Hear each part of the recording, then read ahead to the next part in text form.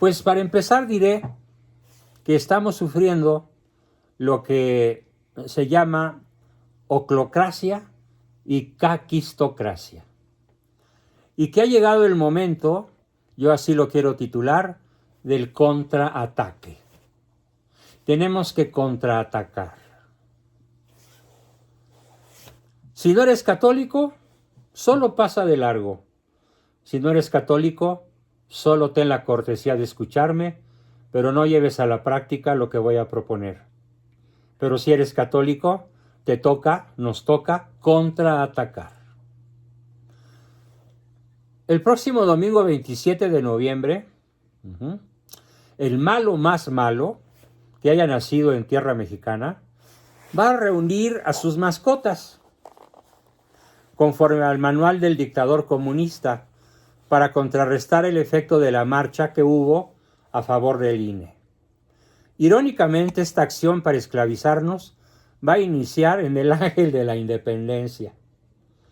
Y una persona que está en mis grupos, pero que no recuerdo en estos momentos su nombre, pero ya lo buscaré para enviárselos a todos, calcula que el costo de la manifestación, que yo más bien llamaría desfile, de chairos, el próximo domingo 27, va a tener un costo contra el erario público de alrededor de, agárrense, 3,000 millones de pesos. Es que está más. Algunos dicen que hasta 5,000 millones. Pero bueno, prefiero no exagerar, para no decir que la cola del diablo mide 5 kilómetros. Prefiero decir que son 3,000 millones, porque 3,000 millones, pues sí es una cifra que puede ser ajustada a los gastos que va a haber, terribles gastos que ya hubo, que está habiendo y que va a seguir habiendo sobre esta marcha. Nada más piensen, a cada uno se le va a dar, según el lugar donde provenga, desde 300 hasta 600 pesos. Y en algunas oleadas hasta 900 o 1,000. Si multiplicamos esa cantidad por, no sé, ¿qué quieren? 800,000, que sería igualar la marcha del 13 de noviembre, multipliquen 800,000 por 500 o por 300, más la renta de los camiones, más las tortas para todos, más las bebidas para todos, más 3 días de hospedaje, más 3 días de 300 a 600 pesos por día para gastos de alimentación, transporte y demás. O sea, es una erogación de dinero como nunca se había visto en la historia de México, para enfocarse a una procesión que yo llamo la procesión del autoelogio, la procesión de la autocanonización por parte de este malvado personaje. Nos toca contraatacar. Ya es digno de notar que a las 3 de la mañana, 6 horas antes de la marcha, ojo, este es un dato duro, muy importante, que quiero que todos conozcan. Los cómplices satánicos de Malo van a realizar conjuros, sacrificios e invocaciones satánicas para fortalecer el efecto de la marcha. Todos vimos a Malo hacer ceremonias diabólicas, ceremonias chamánicas en su toma de posesión, en sus informes y en algunas otras ocasiones de cara a la nación, a él en lo personal. Ha tenido enfrente sacerdotes, por así llamarlos, satánicos, chamanes, y ha realizado obras de magia, conjuros e invocaciones a los 4 vientos de cara a la nación mexicana. Tal vez, como ha sido tan criticado por eso, ahora lo van a hacer antes, 6 horas antes de que comience la marcha. Conjuros, sacrificios y demás invocaciones satánicas para fortalecer el efecto de su marcha. Entonces tenemos que activar nuestra arma más poderosa. Como alguno de ustedes subió a uno de los chats, creo que a varios, una fotografía en donde va un automóvil y en la parte de enfrente del automóvil, al lado del volante, hay alrededor de 15 o 20 rosarios y abajo un letrero que dice: llevamos armas de alto poder. En efecto, el rosario es un arma de alto poder. Quien pueda rezar el rosario a las 3 de la mañana del domingo para contraatacar, pidiendo que San Miguel Arcángel sea enviado a destruir las insidias demoníacas, hará muy bien. De cualquier modo, es imperativo que hagamos silencio. Nos olvidemos del fútbol, al menos por unas horas ese día, y todos nos pongamos a rezar el rosario a las 9 de la mañana del día 27 para cegar y encadenar a los demonios. Tiene que ser la oración dentro de nuestra oración del rosario. La otra opción es, y aquí el autor o autora, no lo sé, de este artículo, utiliza un término, un neologismo formidable. Dice: la otra opción, la de no rezar el rosario, es apoyar la cubanezualización. Cubano-venezualización. Parece un trabalenguas, pero no lo es. Es la realidad de lo que está ocurriendo en México, de lo que va a ocurrir si doblamos las manos, si no sacamos esta arma poderosa y si no oramos por México con toda la intención de que los fines malvados de este personaje siniestro se vean obstaculizados e incluso fracasados. ¿Qué convirtió a Bela Dodd? El rosario de una persona, de Fulton Sheen, y la recomendación a su intelecto: te conviene aprender algo sobre el cristianismo. Y Bela Dodd llegó a ser una de las católicas más prominentes, más bravas, más guerreras de la Unión Americana. Así que esto es muy serio, demasiado serio. No hay reversa. Debemos pedir a Dios que rompa el hechizo que ha convertido en chairos a 32 millones. O que ha convertido a los chairos que ya lo eran en adoradores de un falso Mesías. Que ha convertido a cientos de miles de personas en adoradores sectarios de malo, porque incluso a las puertas de la Catedral Metropolitana de la Ciudad de México hay personas que se reúnen a pedir limosna para San AMLO, porque lo consideran un santo. Les estoy platicando lo que está sucediendo acá, y que no me extrañaría que esto mismo estuviera sucediendo en otras partes del país. Así que para que recuperen la conciencia y la razón, si la recuperó la jefa estadounidense del Partido Comunista en los Estados Unidos, después de una militancia de toda su vida, si el rosario y la inteligencia la convirtieron en una poderosa líder católica, con millones de seguidores en sus programas y ahora con millones de lectores de sus libros, ¿por qué no intentarlo esto mismo en México? Sobre todo ese día. Somos los que podemos, así que a trabajar. Al menos un Ave María, rézala así con toda devoción.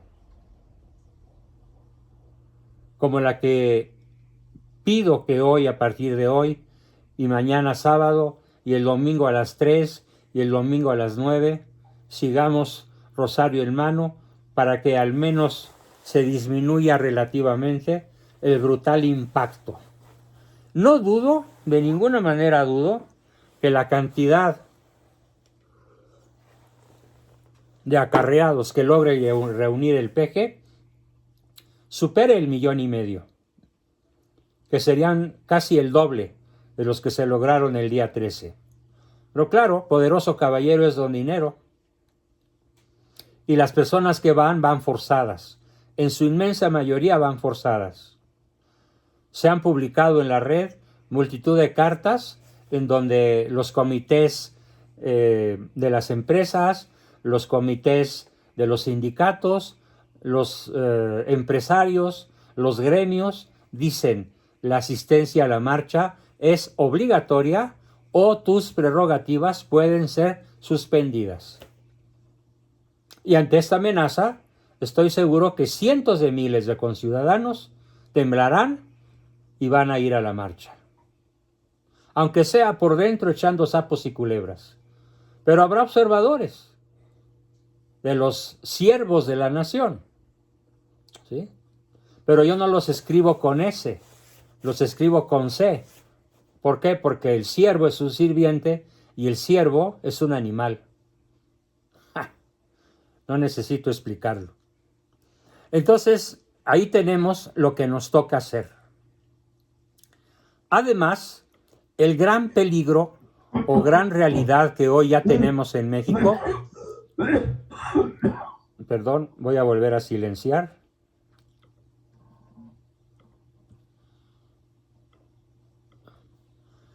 El gran peligro que hoy ya tenemos en México es un riesgo enorme, el riesgo de lo que se llama la oclocracia. Por favor, graben y escriban este vocablo, oclocracia,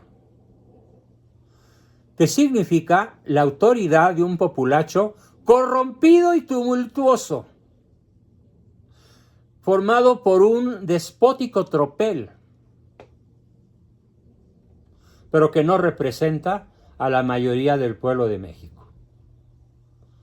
Esos chairos que votaron por Malo son los oclócratas. Ellos gobiernan. Y lo dice Malo, es la voz del pueblo bueno. El pueblo bueno es la chusma oclocrática. Tenemos entonces encima un peligro mortal y vigente con la oclocracia que ya está en marcha, probablemente desde antes de que él asumiera el poder.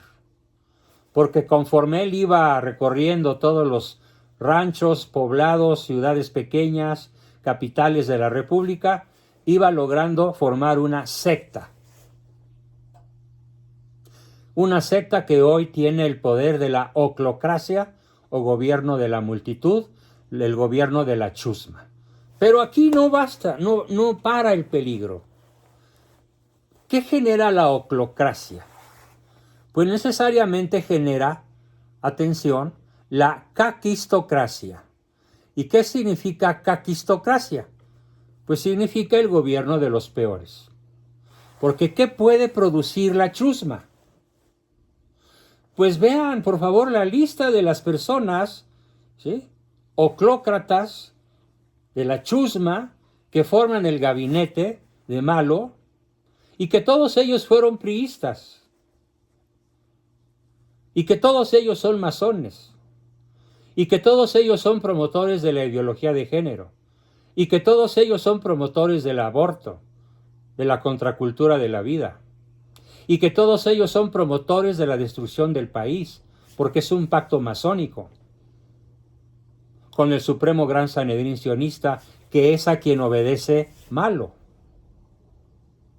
que es a quien obedece Biden, que es a quien obedece Justin Trudeau, el de Canadá, y que es el que obviamente obedece Maduro y el cubano y Ortega, el nicaragüense, y Boric, el chileno,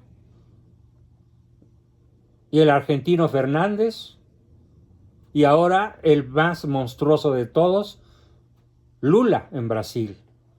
Guerrillero, convicto, confeso, fraudulento, corrupto como pocos en el continente americano, pero que ya es el presidente electo del país más poblado del continente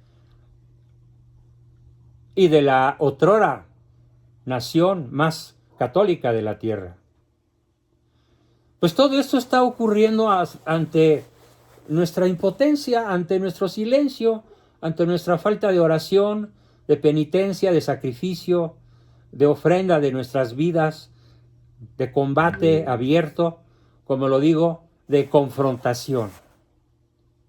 Vamos pues por la réplica, vamos por una oposición radical, por una oposición valerosa, verdadera, auténtica, que se deje de componendas con el mundo.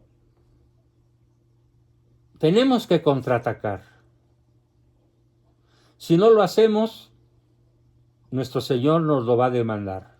Nos va a decir, yo a ti no te conozco. No estuviste con los míos. ¿Sí? Te guardaste. ¿Sí? Te ocultaste. Saliste corriendo. Preferiste no hablar. Preferiste no dar testimonio. Qué grave momento estamos pasando en toda América Latina, bueno, mal dicho, en toda Hispanoamérica, es como debemos llamarle al continente de la frontera de México hasta Patagonia, no América Latina, sino Hispanoamérica, porque somos hijos de España, no somos hijos de Roma, al menos no de modo directo, sino de España. Por eso es Hispanoamérica. Y más que nunca Hispanoamérica está en la mira del comunismo internacional para convertirse en la nueva URSS. Nada más que allá se llamó Unión de Repúblicas Socialistas Soviéticas y aquí se va a llamar Unión de Repúblicas Latinoamericanas Socialistas o Unión Socialista de Repúblicas Latinoamericanas, porque ellos obviamente no van a decir hispanoamericanas. ¿Sí?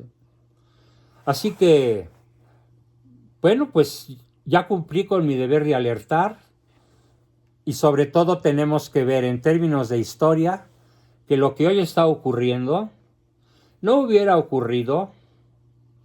Podemos remontarnos hasta Adán y Eva, pero me voy a remontar nada más 2 siglos y cachito. Todo esto no hubiera ocurrido sin la Revolución Francesa, que instaura la mal llamada democracia, y de la cual hablaremos profundamente en nuestra próxima sesión. No hubiera ocurrido el proceso de paganización de todos los gobiernos europeos, casi, con excepción de, hasta cierto punto, Austria, en gran medida Hungría y hasta cierto punto Polonia. Todas las demás naciones ya se les olvidó que fueron fundadas por un mártir o por un héroe católico. Todas. Así que o regresamos a nuestra raíz católica o estamos perdidos. Después de la Revolución Francesa, ¿qué siguió? Pues las luchas fratricidas entre revolucionarios, imperialistas, en México entre centristas y liberales, entre conservadores y liberales, entre federalistas y centralistas, hasta que llegó nuestra gran catástrofe, la peor de todas, en 1910, con la revolución antimexicana. Y con el militarismo, que se instaló desde 1910 hasta Cárdenas, hasta que por primera vez toma la bota del poder un civil, en 1940, y se instala de una manera tenebrosa, de una manera contundente, derivado del militarismo, derivado de la masonería, imbricado, fortalecido, sostenido por la masonería, el priato, el dominio del PRI durante décadas y décadas y décadas. A tal grado que todavía hace algunos años yo pensaba que me iba a morir viejo sin ver la derrota del PRI. ¿Pero qué creen? No fue derrotado el PRI, porque cuando subió el PAN con Fox no cambió un solo ápice. Fox no cambió una sola de las estructuras que había dejado el PRI. Para que el PRI no tuviera la presidencia, pero sí tuviera el gobierno en las finanzas, en las políticas públicas, en las relaciones internacionales, en los pactos internos invisibles, en el manejo del poder.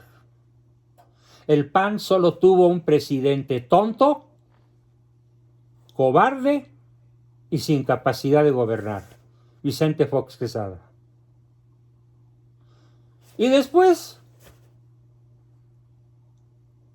Calderón pareció tener la oportunidad de rescatar a México, pero no lo hizo. Combatió a todos los cárteles. En lo personal no se enriqueció, eso es cierto, ni Margarita, eso hay que reconocérselo. Pero protegió al Chapo Guzmán, porque el pacto con los Estados Unidos seguía vigente. Para proveer a 40 millones de consumidores norteamericanos de un pase seguro de sus drogas sin ningún riesgo de que ellos se quedaran sin su producto de adicción, sin ese Dios que es la marihuana, que es la cocaína, la metanfetamina y hoy el fentanilo. ¿Y qué decimos del actual? Bueno, pues del actual les tengo preparado para la próxima sesión un artículo que se intitula Malo el destructor de México, pero a partir de lo que hemos visto que ha ocurrido desde la Revolución Francesa hasta nuestros días. Y que es la acción denunciada por Beladot en su libro, en donde dice que el propósito de la izquierda, el propósito del socialismo, el propósito del comunismo, no es gobernar, es destruir nuestra fe. ¿Y cuáles son las principales estrategias para destruir nuestra fe? Las veremos con mucho detalle, con mucha amplitud y profundidad en nuestra sesión del próximo viernes. Por hoy termino mi exposición y pasamos a sus comentarios, preguntas y aportaciones de siempre. Adelante, por favor. ¿Quién quiere comenzar?